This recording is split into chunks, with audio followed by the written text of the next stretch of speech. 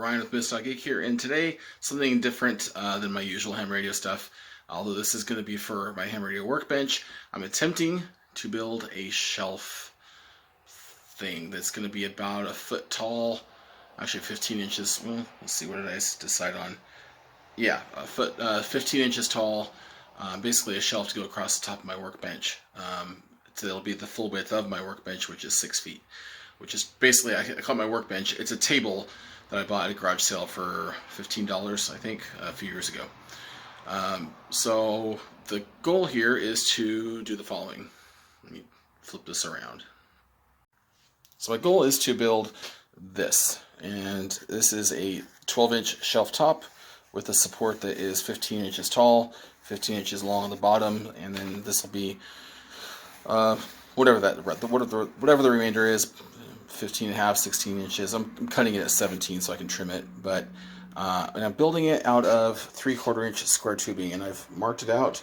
So you can see here I've got the top, the A bar, the B, C, and D.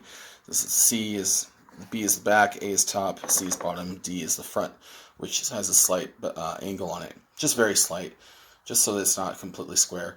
And then I had originally drawn it to be 2 feet, but then there'll be a crossbar here for longitude, for support, so that it doesn't collapse, which it shouldn't anyway, but make it slightly structural. So I've got some 3/4 inch square tubing, and I've marked it at 12 inches. This is the A piece. I've marked it again at the B piece at another 15 inches, C at another 15 inches, and then the D piece I've marked at 17 inches. And so the goal here is I'm going to cut it off, cut the whole entire piece at once, and then I'm going to cut a 45 degree bevel in here and at each point, and then just hopefully, if I get it all straight, it will just bend straight together, and then I can weld it up. I've never done this before, so we'll see how it goes. So thanks for following along. I'll try to make this video probably relatively short. I'm not going to go into great detail. For example, I'm not going to show my cutting. I'm not going to show the welding. I'll just show you how it went.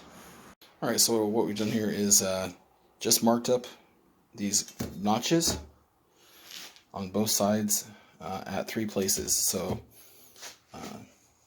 each of these bends, it represents, the first bend represents this, and then this, and then finally this.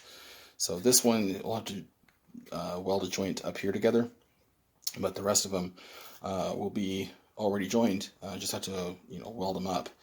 But the trick is going to be getting these perfectly straight, so that when I bend, when I cut out these V notches, it's perfectly straight at the bottom, so that when I bend it, it doesn't bend askew. It doesn't bend sideways off to the right or the left. So that means that this line has to be perfectly straight, and that the V has to meet at the bottom of each one. So to do that, I'm gonna cut just inside these, and then fine tune them as I need to. So it's time to start cutting. Alright, so I've got the first notch cut out, and it's not as pretty as I'd hoped, but we'll bend it up and see if it works. Alright, so what I ended up with was this angle not being severe enough, because this basically needed to be greater than a 45 degree angle, and I did not cut that correctly, and it was not enough of an angle, so I simply cut it off and gave it a slight angle, if I can talk. Gave it a slight angle there, and then gave the top a slight angle as well.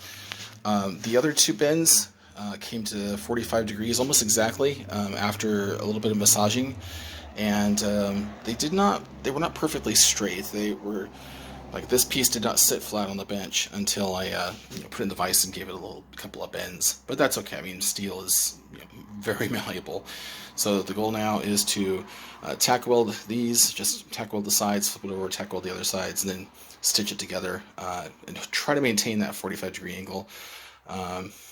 Because it will, when you weld, it does pull the metal, because you're putting heated metal, which is already expanded, into cold metal, and when it cools down, or actually it has nothing to do with the cold metal, but when it cools down, that heated metal that you're throwing into it shrinks, because hot metal expands, so it can pull it one way or the other. So hopefully it doesn't pull it too far off. So next thing to do is pull out the welder. I've got my little Zenny MMA 160, which is just a little arc welder. But I've had really good luck with this thing, and I was about to go replace it with a MIG, not a MIG, but a wire feed flux welder, the titanium 125 over at Harbor Freight, and I almost pulled the trigger on it, but I thought, you know what, I've got this welder. The other one can do thinner stuff, but I should at least try to use this. So, it's what it's for. So anyway, that's where we're at now, and I will try to weld this thing up, and I'll report back. All right, so it's probably, I don't know, way too long later. This took an incredibly long time for me to do. I'm not very good at these things. But I'm just going to stop here with this piece, because after feeling it and holding it, I realize it's plenty rigid.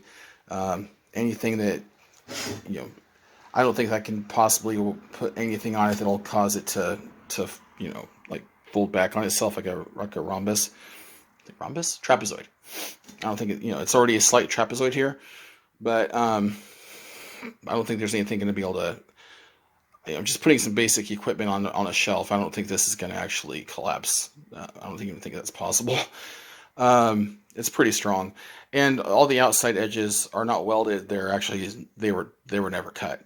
Well, these two edges right here, here and down here. Over here, this piece I just welded it on after cutting an angle onto the top and the bottom bar.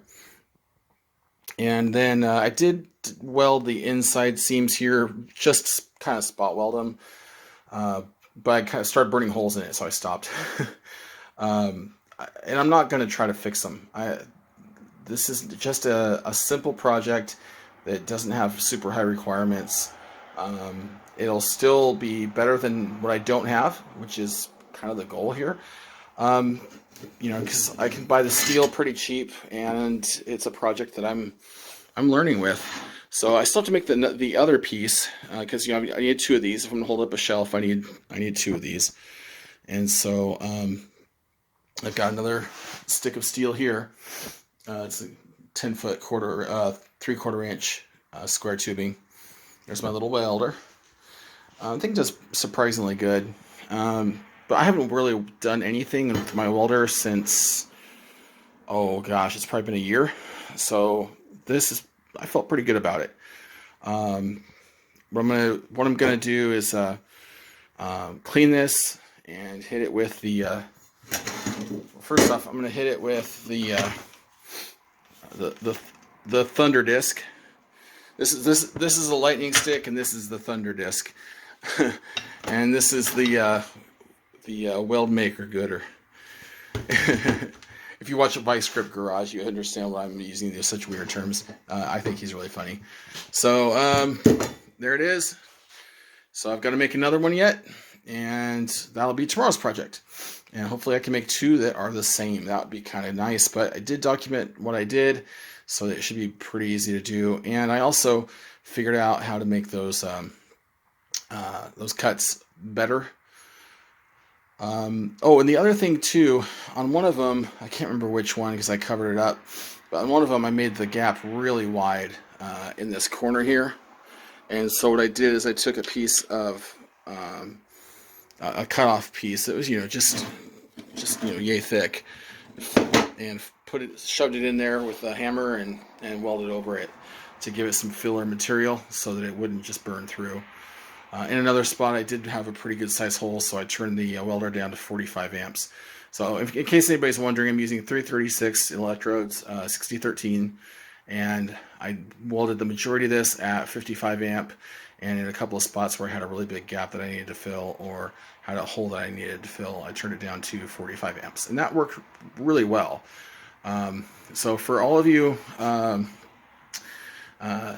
safety conscious people, I just want you to know that I do have steel-toed flip-flops.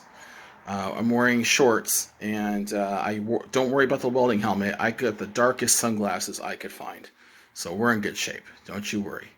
And gloves are for sissies.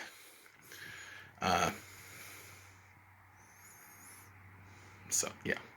Anyway, and yeah.